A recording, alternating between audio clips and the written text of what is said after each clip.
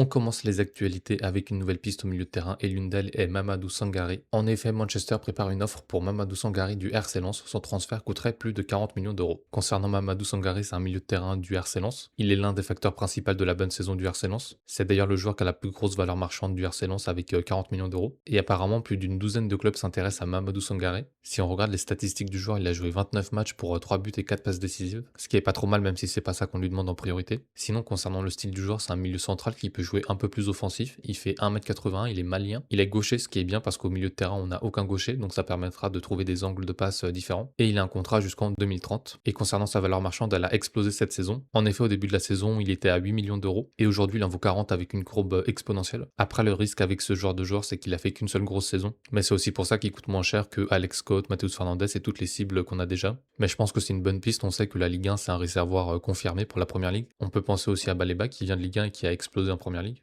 Donc voilà pour Mamadou Sangare. Ensuite, encore une autre piste au milieu de terrain différente de celle qu'on avait déjà. C'est Khéphren Thuram, le frère de Marcus Thuram. C'est un joueur qu'on connaît bien parce qu'il avait explosé à Nice. On en parlait déjà à l'époque pour rejoindre le club. Finalement, ça s'est pas fait, un peu comme Jean-Claire Todibo. Après Khéphren Thuram, je suis déjà moins fan. Il a déjà 25 ans, il a aucune sélection avec la France. Et puis même le joueur en tant que tel, je le trouve pas extraordinaire. Donc voilà pour Khéphren Thuram. Ensuite, je vais faire un gros point sur Elliot Henderson parce qu'il y a beaucoup de choses qui sont sorties dans les 24 dernières heures. La première chose, c'est que Manchester United refuse de surenchérir. Donc ça, c'est pas nouveau, mais c'est confirmé par David Ornstein. Mais ce qui est nouveau d'après Ben Jacobs, c'est que Manchester United n'aurait jamais entamé de discussion avec Nottingham Forest à moins qu'Elliot Henderson n'ait déclaré ne vouloir que Manchester United. Donc ça, c'est très positif, ça montre qu'ils sont cohérents par rapport à la saison dernière. On se rappelle que la saison dernière, pour que les joueurs puissent venir, il fallait qu'ils déclarent que leur choix numéro 1 était Manchester United. Et c'est un point sur lequel ils n'ont pas insisté cette année, donc on pouvait se poser des questions. Mais apparemment, ils ont bien toujours la même stratégie, donc c'est très bien. Et du coup, on se demandait hier pourquoi ils étaient toujours intéressés par Elliot Henderson, alors qu'ils voulaient rejoindre Manchester City. Et ben en fait, si Manchester United laisse son intérêt, ça permettrait à Nottingham Forest d'obtenir une indemnité de transfert plus élevée de City. Et du coup, je pense qu'en fait, on n'est pas vraiment intéressé par Henderson, dans le sens où on pense que c'est pas faisable, mais qu'on reste intéressé pour pouvoir faire augmenter l'indemnité de transfert pour embêter City. Et ensuite, Ben Jacobs en rajoute une couche en disant qu'on aura sûrement de nombreux transferts à faire et que du coup, c'est très peu probable qu'on dépense plus de 120 millions de livres juste sur un seul joueur. Voilà pour le cas Elliot Henderson. Ensuite, un autre cas épineux, celui de Marcus Rashford. En effet, Manchester United a chargé des intermédiaires d'explorer activement les possibilités de transfert de Marcus Rashford, le club mancunien n'étant pas enthousiaste à l'idée d'un retour du joueur à Old Trafford. Arsenal et Chelsea figurent parmi les clubs informés. C'est bien, ça montre qu'on tourne la page Barcelone, et en plus on arrive à le refourguer un concurrent comme on avait fait avec Sancho, avec Chelsea. Ce serait un double coup intéressant pour le club. Ensuite, on a Ben Jacobs qui nous dit concernant Matheus Fernandes qu'il devrait y avoir des avancées dans les prochains jours ou les prochaines semaines. Et d'après lui, c'est pas un feuilleton qui va durer tout l'été jusqu'en août. C'est aussi ce que je pense parce que West Ham doit réunir plus de 100 millions de livres. Et les seuls joueurs qui ont un peu de valeur, c'est Somerville, c'est El Hadji Diouf et c'est Jarrod Bowen. Or, il n'y a aucune rumeur de transfert les concernant. Donc le joueur qui est le plus susceptible de leur rapporter de l'argent, ça serait Matheus Fernandes. Et s'ils attendent trop jusqu'à la fin du mercato, soit ils devront le brader, soit ils le vendront pas et ils seront en très mauvaise posture financière. Et en plus, la cote du joueur risque de baisser vu qu'il jouera une année en Championship, à moins qu'il parte au mercato hivernal d'après, mais ça serait dommage. Ensuite, toujours Ben Jacobs, il nous dit à propos de Baleba cette fois, avec Baleba, tout est encore possible. Manchester peut donc explorer les options Scott ou Fernandes.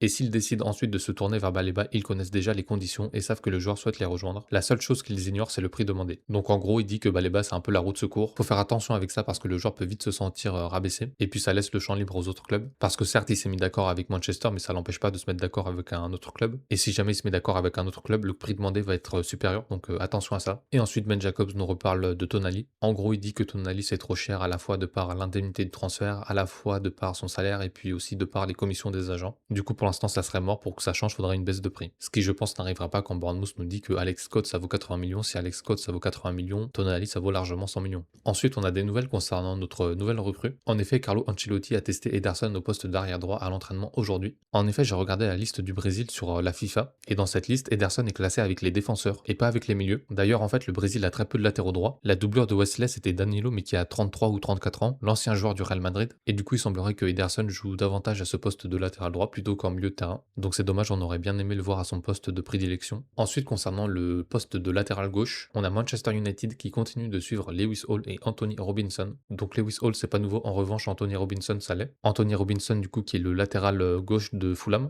Il avait fait une grosse saison 24-25 avec 10 passes décisives, mais c'était assez nettement la plus grosse saison de sa carrière. Cette saison en 25-26, il a fait que 1 but et 0 passe décisive en 22 matchs. Donc c'est très peu, surtout pour un joueur qui a pour principale force les centres. En plus, il a été beaucoup blessé la saison dernière avec 3 ou 4 mois d'absence. Sinon, il a une valeur de 22 millions d'euros et il a 28 ans, mais il va sur ses 29. Donc moi, j'irai pas dessus, je préfère un jeune latéral gauche que Luke Shaw pourrait aider. Comme ça, il serait en rotation avec Luke Shaw cette saison, et puis la saison prochaine, il serait définitivement le titulaire. Donc voilà pour le poste de latéral gauche. Ensuite, on a des nouvelles de Radek Vitek, du coup notre gardien tchèque qui était en prêt du côté de Bristol en Championship. Apparemment, Manchester United est prêt à le vendre. J'aurais pensé qu'il serait davantage destiné à un prêt plutôt qu'à une vente, surtout qu'il a une valeur marchande de 6 millions, donc c'est vraiment pas énorme. En plus, il a 22 ans, ce qui est jeune pour un gardien, donc c'est pas une décision que je comprends forcément, moi je l'aurais renvoyé en prêt. Après, peut-être qu'il y a des choses qu'on sait pas, peut-être qu'il veut pas renouveler son contrat, mais si jamais on décide vraiment de le vendre, j'espère qu'on en tirera au moins 10 millions d'euros. Ça nous fera pas de mal avec tous les joueurs qu'on doit encore recruter. Ensuite, on a Ben Jacobs qui nous explique pourquoi Manchester ne paye pas des sommes astronomiques pour certains transferts. Il dit il n'exclut pas de débourser une somme importante, mais il recherche le meilleur rapport qualité-prix. Ils veulent éviter qu'un seul joueur gagne beaucoup plus que les autres, qu'il soit lié par un contrat à long terme et qu'il soit difficile de le faire partir. Ils ont été déçus par Jadon Sancho, Marcus Rashford et même Rasmus Højlund. On entend souvent pourquoi ne surpaye-t-il pas, pourtant c'est exactement ce qu'ils ont fait avec Brian Mbeumo, Rasmus Højlund et Benjamin Sesko. Les exemples sont légion à Manchester United où ils ont payé bien plus que prévu. Alors je suis d'accord avec lui sur la première partie jusqu'à Rasmus Højlund, c'est-à-dire qu'effectivement il faut arrêter de surpayer les joueurs,